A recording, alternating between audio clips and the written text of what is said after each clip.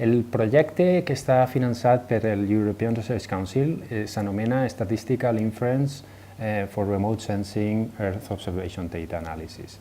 Este projecte va néixer en 2015, fa relativament molt poc. El camp d'investigació que engloba aquest projecte, però també altres tasques dins del grup, és el del processament avançat d'imatges de teledetecció, imatges d'observació de la Terra.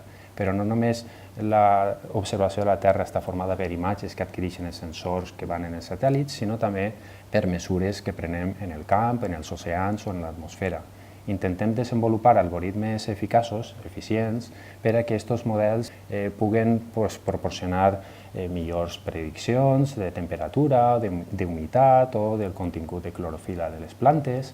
El proyecto está basado en utilizar técnicas estadísticas para el tratamiento de datos de observación de la Tierra en general.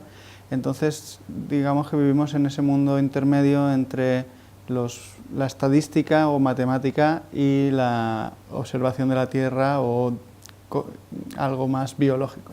Oficialmente que estén contratados por el proyecto, ahora mismo hay 3 postdocs y 2 estudiantes, aparte de Gustavo, que es el PI, y tenemos que contratar a otro estudiante, pero extraoficialmente hay mucha más gente trabajando detrás porque colaboramos con un montón de gente.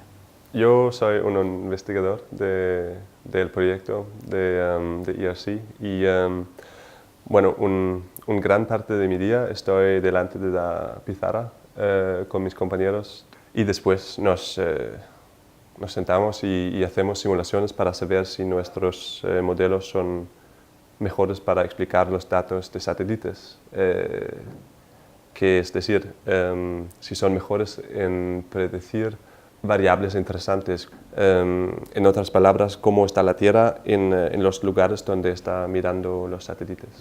El grup d'investigació és una amalgama de molts investigadors que pertanyen a distints departaments de la universitat, des d'electrònica fins a òptica, matemàtiques. Ara mateix el projecte podem dir que està dividit en 2 grans vessants. Una és la de millorar els algoritmes automàtics de predicció de variables climàtiques, per exemple la temperatura, l'humitat, la concentració d'ozó a l'atmosfera. I també, per una altra banda, jo crec que la part més important del projecte és el saltar des de models de predicció a models que intenten explicar les coses. Este proyecto es importante porque no solo porque mezclamos esos 2 mundos, de la biología y de la estadística, y es muy importante ahora mismo porque en la observación de la Tierra hay una inmensa cantidad de datos, miles de millones, hay un montón de satélites encima de nosotros tomando imágenes y todos esos datos es muy difícil de procesarlos y mucho más difícil si una persona tiene que mirarlos uno a uno, digamos que es imposible.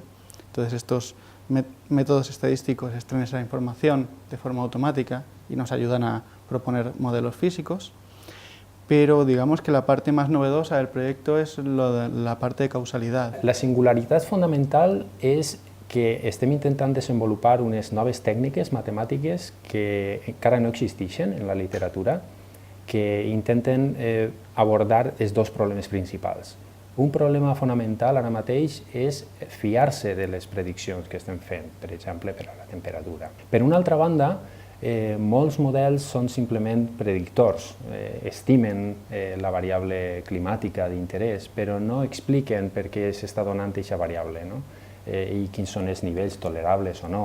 D'eixa forma, el que nosaltres estem intentant és avançar en models més complicats, més complexos, que anomenem d'inferència causal, que intenten trobar les relacions entre les variables i les mesures que estem observant. Estem involucrats ara mateix en 2 iniciatives encara més arriscades. Una és mirar endarrere, no mirar endavant, com és el factor predictiu dels models, sinó fer models anticausals, intentar predir el passat a partir del present per intentar saber per què hem arribat a aquest punt. I per altra banda, n'hi ha un altre tema que ens interessa molt, que es coneix en la literatura com a planet boundaries, que són els límits de la Terra, saber quins són els límits multidimensionals de la Terra. Per posar un exemple molt clarificador, tal volta podrem viure en el 2050 en 5 graus més de temperatura, però podrem viure en 5 graus més i 5.000 milions de persones més vivint al planeta?